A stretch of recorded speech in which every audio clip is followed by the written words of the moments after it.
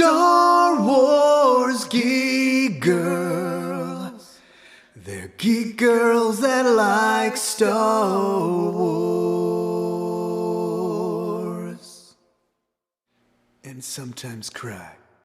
Fantastic. All right. Well, welcome everybody to the Star Wars Geek Girl podcast. As usual, I'm Zoe, and I'm not here with Lizzy this week, but I'm with a very special guest. I'm very happy to invite Kristin Baver to the show this week. Kristin Baver, for those who don't know, she's editor-in-chief of StarWars.com, host of This Week in Star Wars on YouTube, and she is an author of books like Skywalker, Family at War, 100 Objects, The Art of the High Republic, Timelines, lots and lots of all your favorite Star Wars books. Thank you so much for the introduction, Zoe.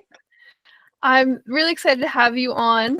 And I know my dad's friend Ken, they're on their podcast, Inflatable Falcon. My dad's friend Ken is a huge fan of your writings. He's me very jealous. But yeah, I'm really excited to have you on. So I guess first, but I have a whole laundry list of questions for you before we get started. But do you have anywhere that thing that you want to promote really quickly? We'll promote more at the end too. But anything you want to promote really quickly? Anything you want to say? Anything I didn't finish in the introduction? Yeah, no, just super excited to be here. Thank you so much for the invitation. We are full steam ahead right now on StarWars.com with all of our wonderful coverage for, we just wrapped up Skeleton Crew, looking ahead to Andor. And then on the book front, of course, I'm very much looking forward to The Art of Star Wars: The High Republic Volume 2 coming out this year, and also The Art of Star Wars: The Acolyte coming out this fall. So a lot of really exciting projects to talk about, to promote, but also just to share. Yeah, I'm really excited. It's gonna be a great year for Star Wars once again, and a great year for High Republic too, because we have The Art of High Republic, Art of Acolyte, Phase 3. It's gonna be a really good year for all of us, I think, for Star Wars. I'm really excited. So I'm going to start with my questions. The first one I have kind of goes way back, but before you were professionally involved with Star Wars, how did it still inspire like your career in life at all? And if so, how? That's a great question, because there were many years where I didn't even consider being professionally involved with Star Wars. I didn't think of it as an option, I guess. I didn't recognize it as a possible pathway. So I was a Star Wars fan long before I ever wrote about Star Wars for StarWars.com or Star Wars Insider or any of the books, to be sure. But I think Star Wars has always been very inspirational, just due to the storytelling, due to the modern mythology, due to the way that the characters have always really resonated for me. So that even when I was a big fan as a kid, and then there was a period where maybe I thought I had grown out of Star Wars. I had not. Spoiler, I was wrong. But those characters never left me, and I feel like that is so indicative of how powerful the storytelling is. From the original trilogy all the way through to the modern Star Wars storytelling. So I think it's always just been kind of inspiring in terms of the way that any mythology inspires us, to hopefully be kinder, be better people, to really look out for each other, but recognize some of those kind of broader elements of the human experience that we do all tend to have to face at some point in our lives. So I think in that way, Star Wars has always been inspiring to me. But then professionally it has just been such a joy, and such a surprise, to be sure, but a welcome one, to get to contribute in any way to the current Star Wars, both in the storytelling, in the space of books, but also with the contributions to StarWars.com. Yeah. And you talk about all the ways it inspires you to be better and influence on you. What would you say is the strongest way in which you feel like Star Wars has influenced you, whether it's professionally or just personally?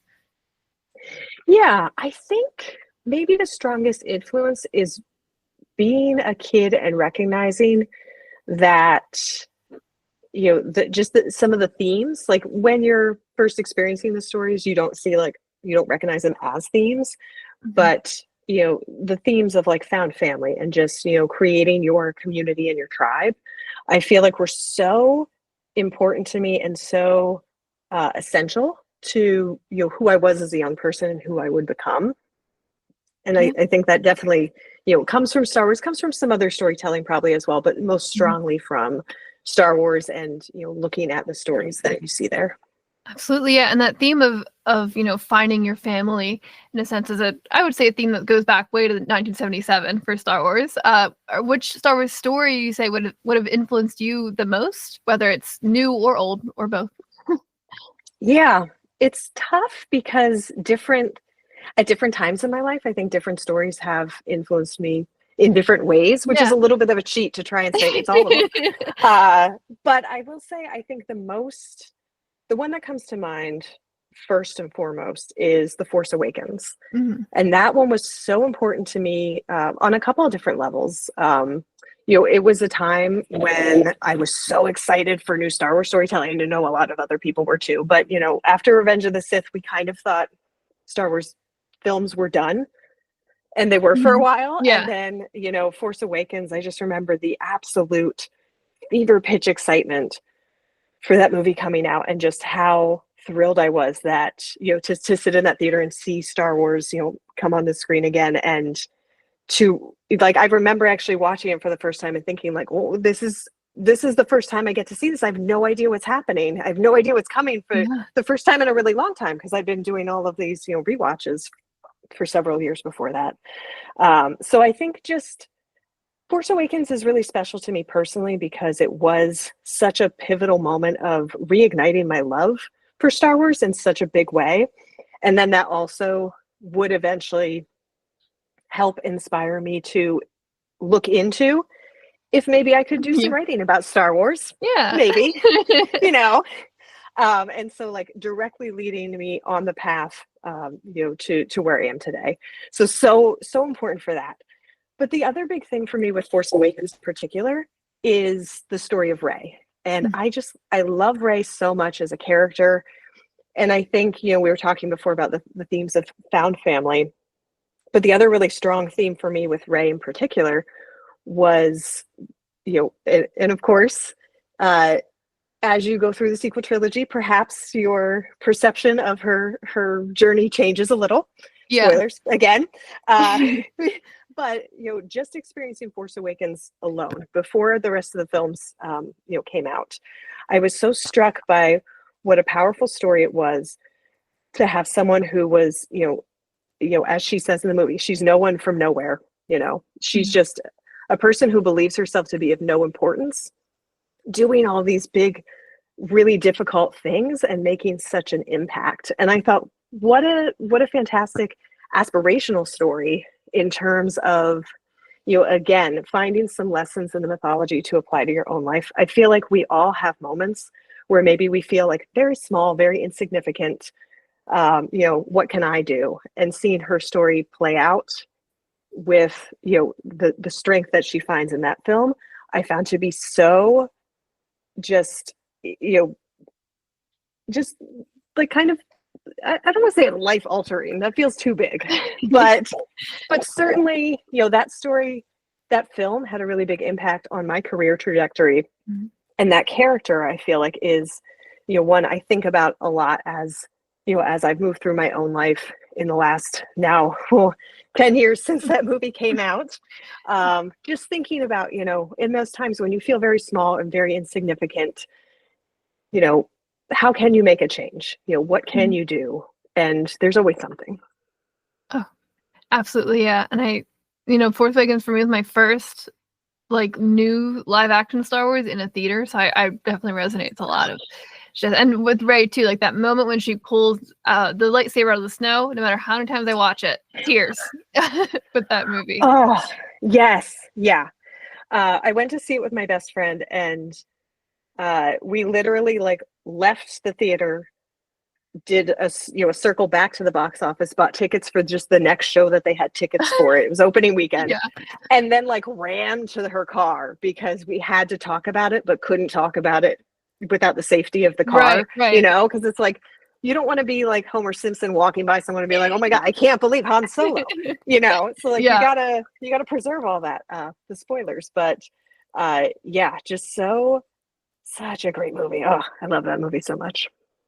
Yeah, absolutely. And then you were talking about, the importance of Rey. Are there any characters, including Rey, but also any other characters that you feel like you're most like or that you aspire to be? Oh, This is a big one, yeah. yeah. Yeah. And it's so hard because it's like day to day, different facets might come out. I feel like Mhm. Leia is such a good aspirational one. Yeah. Just as a leader, as a person, as someone who absolutely takes no nonsense and really just, you know, makes her own destiny and finds her own path through things, but with such grace. But I can tell you, as a kid, I most wanted to be Han Solo, Oh, and I yeah. most loved Han Solo. And I probably, as a bit of a wisecracking, sassy person at a young age, arguably still, felt most of a kinship with Han Solo, Yeah. uh, in terms of who I feel most like day to day. Yeah. That's a great answer. And so we can move a bit more to your writing, obviously. And so you've written a lot of books and a lot of articles and everything for Star Wars. And so when you look at you're looking at things in different ways. So you write books like 100 Objects are kind of like in universe, like a museum gallery you go to within the galaxy. But then you also look at something like Art of the High Republic that's very behind the scenes and looking at things in the background. And so what do you find is the biggest difference in writing those in-universe projects versus those real world behind the scenes looks? Yeah. So two big differences for me. One may be a little bit more obvious than the other, I guess, but certainly when you're writing a nonfiction book, you have to get the source material. You have to do the interviews. You can only tell the story that you've gathered from your research and from the conversations you've had. And sometimes there are blind spots. Sometimes either people won't remember the answer to a question, or because in many cases too, we're doing these interviews and the people involved in, especially if it's a production, have done 6 other projects since then. Right. And so you might ask them a question of, oh, on this day, do you remember what happened? And they'll be like, no, I don't. And you can go off the documents, but there might be some kind of blind spots in the narrative in that way, and you just can't fill them. But when you're doing something like 100 Objects, anytime you have a blind spot, it's fiction, so you just make it up. It's a very different kind of approach in terms of, with 100 Objects, there was so much great source material, and we did try and pull in as much of it as we could. But at the same time, like, there were so many moments where we were able to just, have free reign to create a story. Like one of my favorites was the Wookiee instrument that, had, I don't know if it had even made the final cut or if it was in a deleted scene, but it's really hard to place on film, or to really recognize from the prequels, but was created for that, is a big beautiful prop, and we were able to just create this wonderful fun backstory for it. So I feel like that is the big, maybe more obvious difference between kind of approaching those two things. But also behind the scenes, I guess, for me as a writer, there's a difference in also the way I approach the research for those two types of projects. So for something like 100 Objects, and this was true of Skywalker Family at War as well, I would kind of zero in on the topic at hand, do a ton of research about it, rewatch the scenes it pertains to, read as many books and comics as, touched upon this topic, and then write the chapter or the essay. And then, once I felt satisfied with, okay, we've done all we've come to do for this topic, move on to the next and kind of repeat that whole process. Whereas for something like an art book, and there's so many ways to approach a project like this, but I like to do all the research, have all the conversations, do all the transcription, and then sit down to write the first word. And then I kind of just write it straight through, from having this, I think Phil Shostak coined the term galaxy brain for it. When you're just like, you're so full of information that like you can't hold anymore. And that's when you do the writing, because that's when, you have everything you could possibly need or gather, and it just kind of comes, spilling out of you as you write that manuscript. So two different approaches, two different kind of ways of compartmentalizing, I think, the research or the work that is to be done for those types of projects. But I find those two approaches work best for those two different types of writing. Yeah, that's really interesting. And do you ever feel like when you're doing, especially when you're doing like interviews, do you ever feel like you hold on to information better if it comes from like an interview or a document or versus like a book or a comic or a movie? Like, is there anything that really sticks with you or something that you find you have to refer back to again and again? Yeah, it's a good question. I do think interviews sometimes resonate a bit more for me, but probably because there's, an emotional component to being in the moment, having that conversation. What I always find amusing is when I'm listening back to interviews, if it's been long enough, I'll forget everything we talked about. And at some point I'll think, oh no, I should have asked this follow-up question. And then the next thing past me does is ask that follow-up question. And I'm always like, oh great, yeah, my brain is wired in a specific way.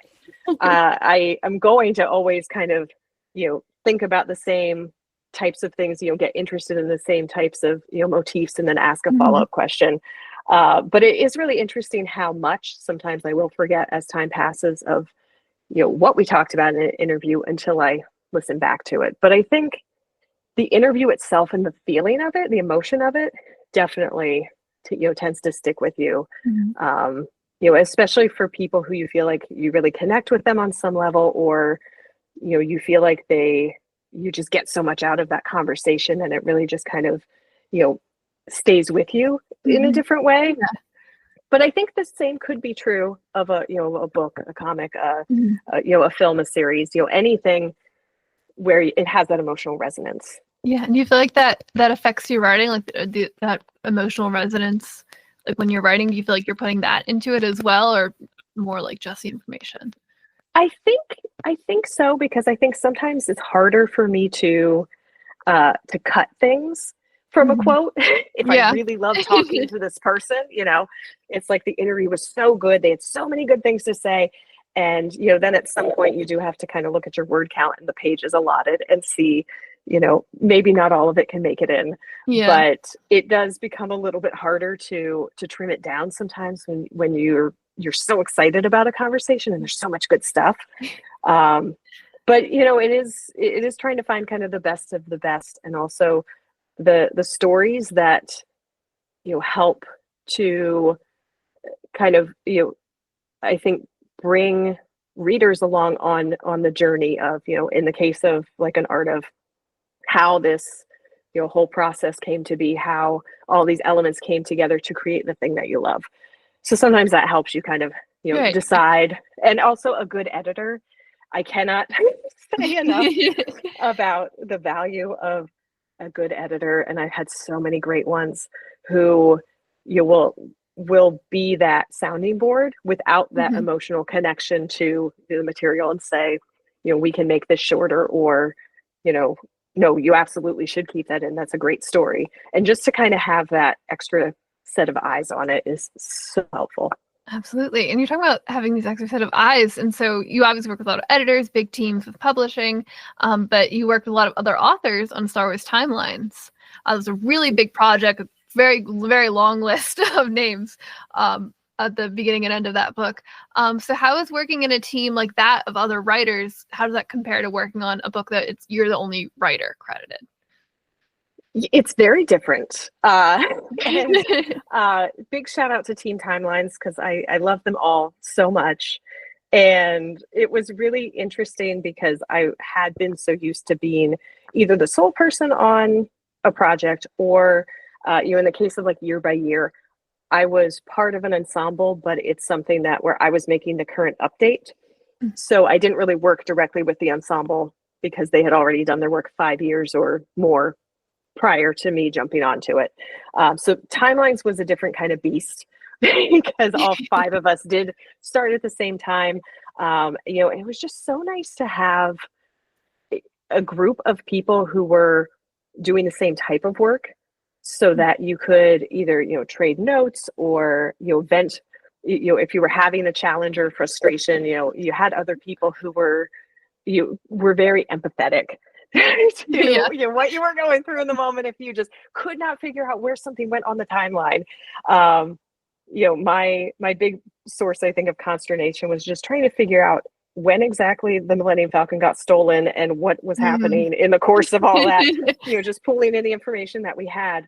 But also, I have just so much love and respect for all of the authors on timelines, and also the editors who worked on that, because that was that was just such a huge undertaking, and it's such a great book and such a fantastic resource. But so it was really nice to have co-authors who you could talk through things, or sometimes we would swap information if we came across something that's like, this doesn't belong in my chapter, but I know who could use this, so pass it along. But I do think when you're working on a book where you're the sole author, you do still end up as a part of a team, because you do for an art book, for example. I'm very much in the headspace of the art books, as you can tell, because we've got 2 coming out. But there's the editor and there's the designer, and you're in constant conversation trying to make the best book you possibly can with these teammates. So I think there's always kind of a team vibe to one of these books. And then, of course, that doesn't even bring into account Lucasfilm Publishing and Story Group, and all of those other team members who are there to support and make sure that everything is exactly where it needs to be and everything is looking good. So I do feel like when you're talking about something as universal and just massive as Star Wars, there's always got to be a team. You're never just a sole person contributing something, because there's just always so many layers and so many other elements to it that need to be brought into account. Absolutely, yeah. And you've worked on a lot of timelines. The only like really large saga encompassing book you've worked on. So like you mentioned Skywalker Family at War earlier, like these books that are capturing multiple movies and shows and books and comics. And so compared to something that might be a bit more focused, like Art of the Acolyte, it's about one show. And so how do you approach something that feels so massive when you never know if the new show is going to come out that you've put in there now, and like all these moving parts that you have to deal with? It's so hard. Because, I love Skywalker Family or so much, but I am very well aware that because of when it came out and because of when it was written, it does not include anything from Obi-Wan Kenobi the series, and there are so many good things that could be included from Obi-Wan Kenobi the series.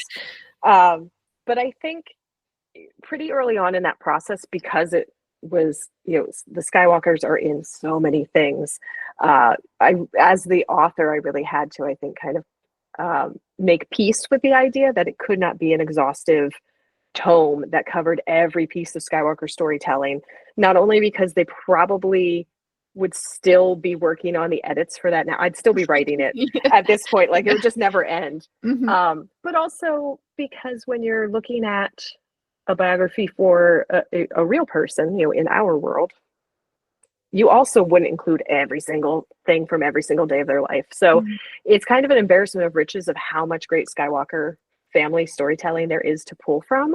But we really had to be quite prescriptive then, I think, in terms of where we were focusing, what really made an impact, what would be something that would rise to that level of it would be included in a biography because it had a big impact on their life, on their family, on their friends, on the galaxy.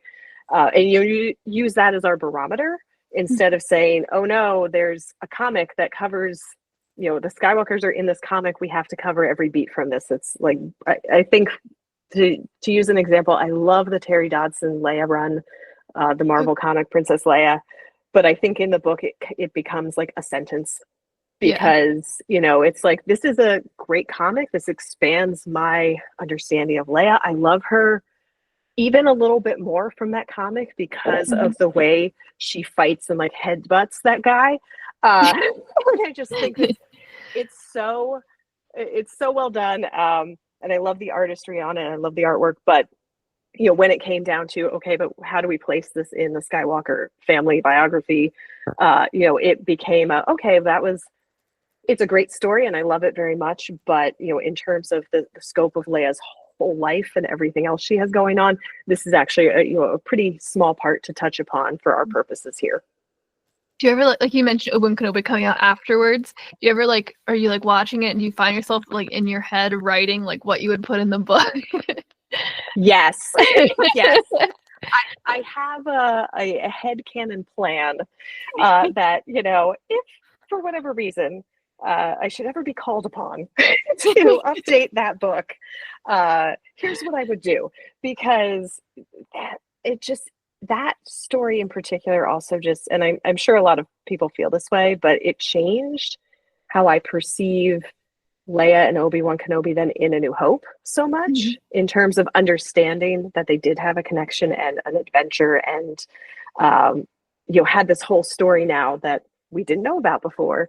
And it shifts your thinking, when she's, I think mostly for me, it's when she's, when they're on the ship and she's comforting Luke because he's really sad that Obi-Wan Kenobi's died. And she's, she's doing her due diligence to take care of him and be very compassionate. But then, now that you're watching the scene and they had this whole adventure, you're looking at it and you're like, she's probably really sad too. Yeah. She's just holding it together. Mm-hmm. So it's just fascinating how it changes how you perceive things. But also I think what an amazing story, and definitely worthy of a chapter or two or three in the Skywalker biography if that book had come out a little bit later. Absolutely. Amazing. So we've talked about your books. We also, of course, write for Star Wars Insider and StarWars.com. And so between your writing on StarWars.com and your role on the YouTube show This Week in Star Wars, that means you're often playing a really key role in introducing or announcing new Star Wars to people for the first time. And you're kind of the person delivering that. And so when you're working on those shows or this writing, how do you do you consider that at all? This is someone's first reveal of this. Yeah. So before I was a contributor for StarWars.com, before I did any of this kind of writing, I spent a number of years as a hard news journalist in a newspaper. Mm-hmm. And I feel like that work really shaped my approach to news, the way I think both about, the writing of it, but also, to your point of, how we're delivering it, who is this audience, kind of going through all of those factors to recognize, how best to couch something, because it is going to be the first time a lot of folks hear about it. Another factor I always think about with Star Wars is that any Star Wars could be someone's first Star Wars, which I think is such a beautiful thing. But also factors in terms of making sure that we're not just speaking to people who already have experienced it, already know a lot of the shorthand, already know a lot of the stories. Because for somebody, and for many people, I think, they might look at something like Skeleton Crew and think, well, that looks fun, and watch it, and having never seen any Star Wars prior to that. So making sure that every entry point truly feels like, if you don't know anything, it's welcoming and you have everything that you could possibly need. So same approach, I think, for StarWars.com stories, so often, and I kind of laugh to myself when it's happening, but we'll talk about George Lucas and we will mention, creator Star Wars. And I always think, probably people know this. If they're here, if they're on StarWars.com, they probably know it. But just in case somebody is come in and this is their first article they're looking at, and they're not, super well versed in the history of Star Wars storytelling or, filmmaking, just give them what they need to know, and then they can go on their merry way. And for everyone else, it's just a fun reminder. Yes, he is the maker. Yes, he did create it. Nice reminder. Yeah. I don't know if that actually answered your question. No, I think that answered it. Yeah. Okay. I mean, I love the consideration that every Star Wars is someone's first Star Wars, because I have a coworker right now her first Star Wars was Andor. She just heard really good things about Andor and tuned into Andor, and that was her kind of entry point. I had a friend in high school who her first Star Wars was her friends took her to see Rogue One, and that was her first time seeing Star Wars, Rogue One. And I had a friend in college who we were sitting around watching movies, and I was like, oh, we should watch a Star Wars holiday special. And then we watched it, and then I realized she told me she had never seen any other Star Wars, and that was her first Star Wars. Did that friend watch more Star Wars? She after did watch that? more Star Wars after that. Okay. I was a little nervous because I was like, oh, it's not all like that, but there's you can always go up. So, what I find really kind of difficult though is when you are, because especially if you are known in your friend group and in your family circle as someone who loves this stuff, invariably someone will come to you and be like, well, I'm introducing Star Wars to someone for the first time, where should we begin? And it's such a hard question to answer, for me it often becomes the whole conversation of, well, what do they like, what other things do they watch, because I want to give them an entry point that is going to ignite their passion for it, not something that they're going to go, that wasn't for me, and just stop after the first movie, or just you'll walk away from it. So it becomes like it's such a, I don't want to say it's like it's not like a heavy ask, it's daunting. Star Wars, it's a little daunting though. It's a little daunting because I feel like the wrong answer and this person could never discover how great and how much they love this thing, but the right answer, and they could now they have so many stories to explore and so much other stuff that they could watch and read and play through if they're into games. So a little daunting, but yeah, I'm curious what led you to the holiday special. It was around Life Day, and so we were just watching movies. I was like, oh, this movie, because we were watching some like The Room and movies, and because we're all film students sitting there watching, and I was like, oh, it's Life Day, or it's almost Life Day. It's really funny. Let's watch the holiday special. And you know what? That's a good reason. That is a good reason. Celebrating Life Day. Funny. I did have that question recently. I had a coworker ask, because he's a really big Star Wars fan. He said, how do I start reading Star Wars? How do I get into Star Wars books? And it was that same thing. I was like, well, what do you like? What characters do you like? And he goes, I just want something canon. I was like, that is not helpful. You're like, well, here's about 60 books from the last 10 years. It's just the novels. Yeah. And that's also so hard when people ask for book recommendations, especially when for me it's often people want to get into the High Republic, but at this juncture it's been so many years, they're looking at all of those beautiful golden spines and just thinking like, I don't even know where to start. Where do I start? Should I start at the beginning? And I usually try to not only ask them some questions, but try to like ascertain, are you a novel person? Do you love YA? Because especially with something like High Republic, you can just read the novels and you get a full story. You can just read a single novel and you get a full story. Yeah. So just like trying to find that right entry point. But yeah, it's a tall order. It's tough. Yeah. Oh my gosh. So we got a little bit off track from my next question. Sort of back to where we started, but you're writing things that are both introducing stories, like we mentioned, but also, like we mentioned, the art books, like a retrospective on past stories. So it's behind the scenes, or just looking back at them from a story point of view. And how do you feel like it's different giving that first impression versus looking back at something that we've already seen before? Yeah. So like introducing, are you talking about like on StarWars.com when we're talking about like a series that's, just premiering for the first time, or like, a film that's 40 plus years old, and so a lot of folks have already watched it and kind of been ingrained in it? Yeah, or like when you're like, oh, here's a new Skeleton Crew trailer, but then a couple months later, like, okay, recap of Skeleton Crew, like that, just that kind of mindset of what the difference is. Yeah, I think it's tricky, because the other thing that we're always mindful of is not getting too much into detail to spoil something for someone who's still working their way through a series, because not everyone watches it the minute it drops on Disney Plus. Yeah, it's hard to fathom sometimes, because it feels like everybody's watching it the minute it drops. But just making sure you're talking about it, but you're not getting too in the weeds with it. And I think for myself personally too, like, and I still kind of do this in public spaces, I don't like to talk openly about what happens in The Force Awakens to Han Solo, because I'm afraid still someone will walk by me and doesn't know. and Right. I will have ruined it. So I just usually, like, if we're talking about, I'll be like, that thing, the thing that made me cry, the thing that made me cry in the third act, the thing. And so it's like, how can you be creative? So it's like people who know, if you know, but it's not ruining it for anybody else. So kind of, finding that balance for things, especially, as they are newer things, as we, recognize that folks are still experiencing it for the first time.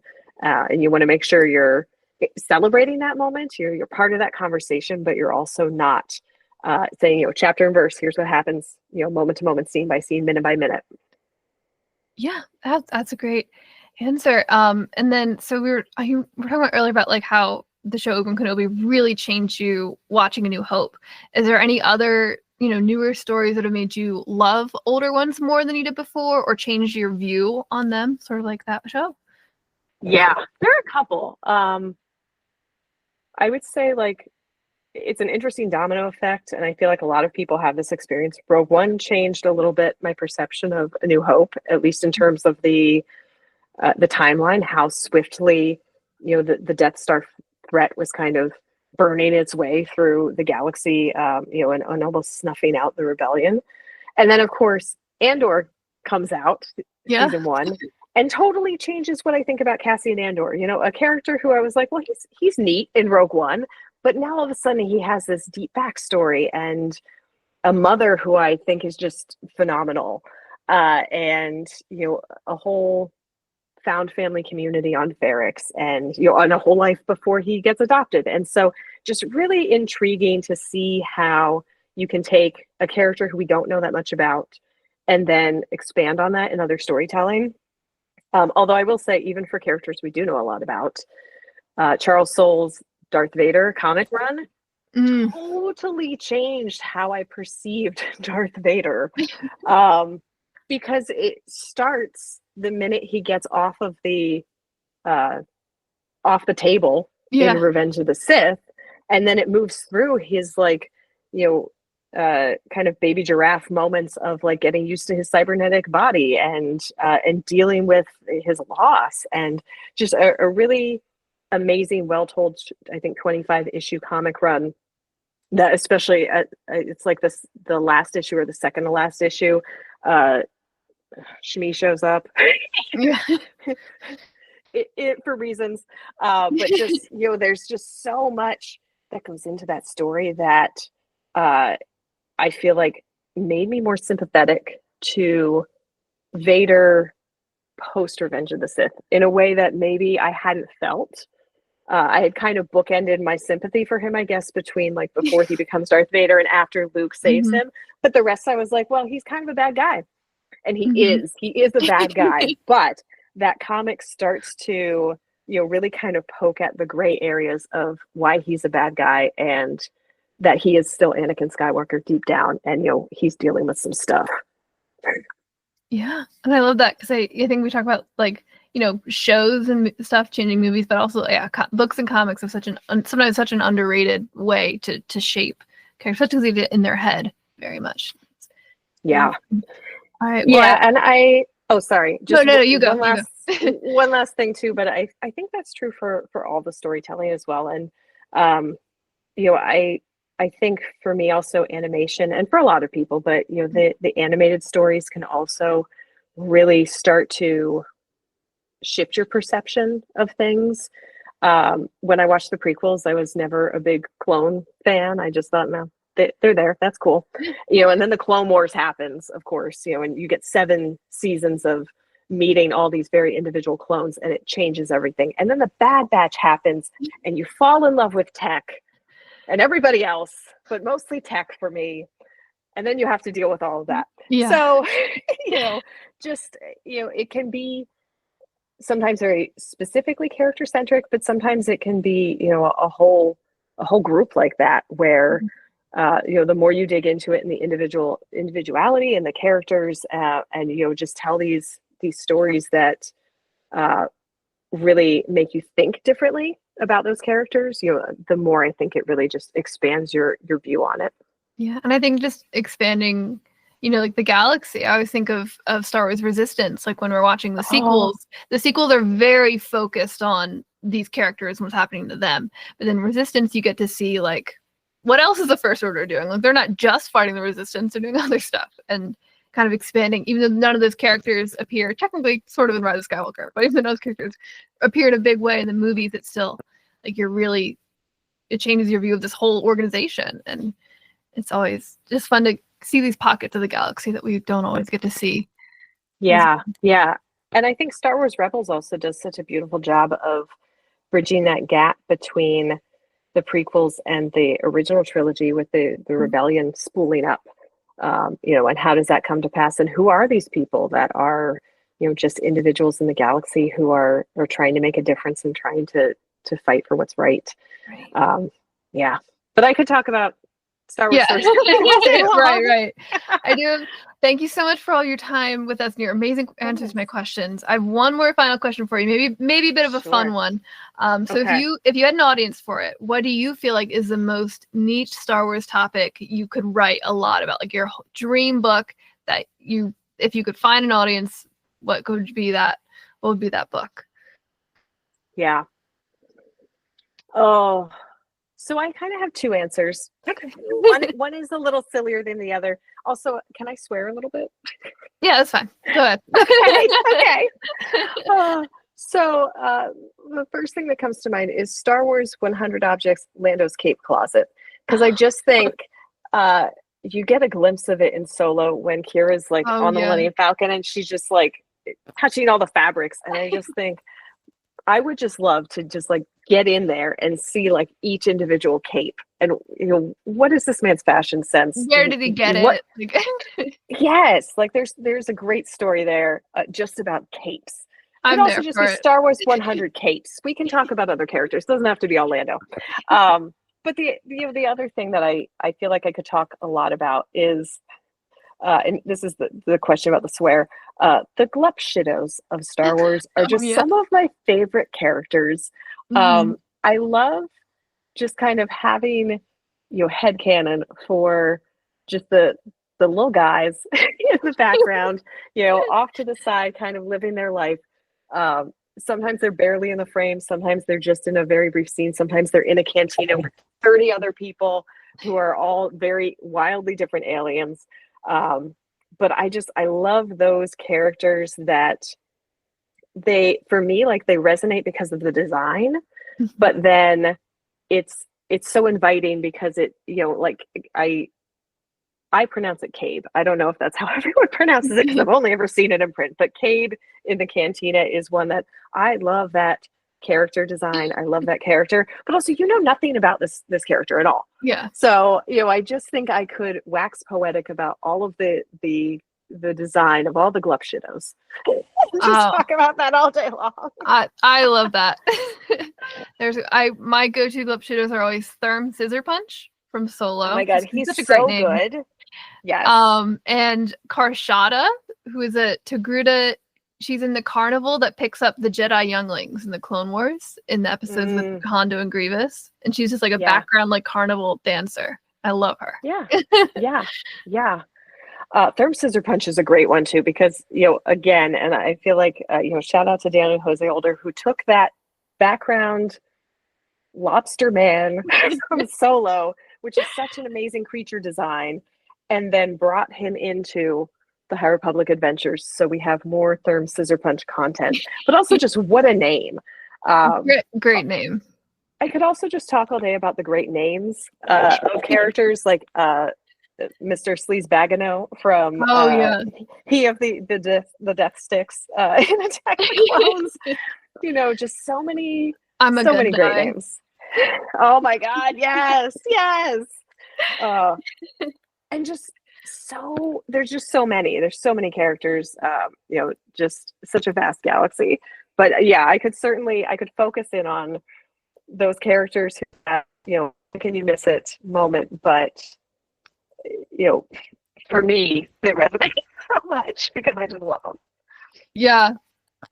Oh, that would be a great book for sure. I think it's one of my favorite parts. For some reason, Star Wars publishing, like I always think of the From a Certain Point of View books, and how they yeah. take like a lot of the books take some of those glup shittos and make a whole story out of it. And there's like this guy running background and he's just standing there, but really he's on a mission and he's the whole reason that Luke Skywalker survived, and he's the reason we have all the movies. And I love Yes. that. Oh, same. And that's another, like, that's just one of my favorite series that we've done in recent history because, you know, at this point it's 3 volumes, so it's 120 individual short stories. You know, you can pick and choose or you can read them all, but there's just so much fun variety in there. Like I really love the one about the Dianaga Oh from yeah. the first one. And you know, there again, another story that, you know, to your earlier question of stories that change your perception or change how you experience things. Like I read that story and I have never watched A New Hope the same way again, because it just, you know, expands your understanding so much. Absolutely. Yeah, well, thank you so much for your time. It's such a great conversation. I'm so happy Oh my to be able goodness. to get you on. For those listening, you can find Kristin's writing on StarWars.com, as well as the many books that we mentioned throughout the show. Upcoming books, we have The Art of the High Republic, Volume 2 on June 17th coming out. And then we have The Art of the Acolyte on October 7th. So check out all those really, really fun ARC books. If you want to follow Kristin, she's on Twitter, Instagram, and Blue Sky at Kristin Baver. If you want to get all the top upcoming updates for all the new books right away. All that sweet Star Wars news. Yeah, It's coming. get it right away. For Star Wars Geek Girl, we're as always on StarWarsGeekGirl.com. You want to find I do polls and stuff there. You can also go to theneilnation.com for all your Neil Nation needs, because Neil Nation's forever. And then we're on Twitter, Instagram, and Blue Sky at SW Geek Girl, and on Facebook that's just Star Wars Geek Girl. Yeah, thank you so much, Kristin, for being on the show. Really Thank you so happy much to for have having you. me. All right. Thank you to everyone who listened. Make sure you check out all those books, follow all the socials, and may the force be with you. Star Wars Geek Girls. They're geek girls that like Star Wars. And sometimes cry.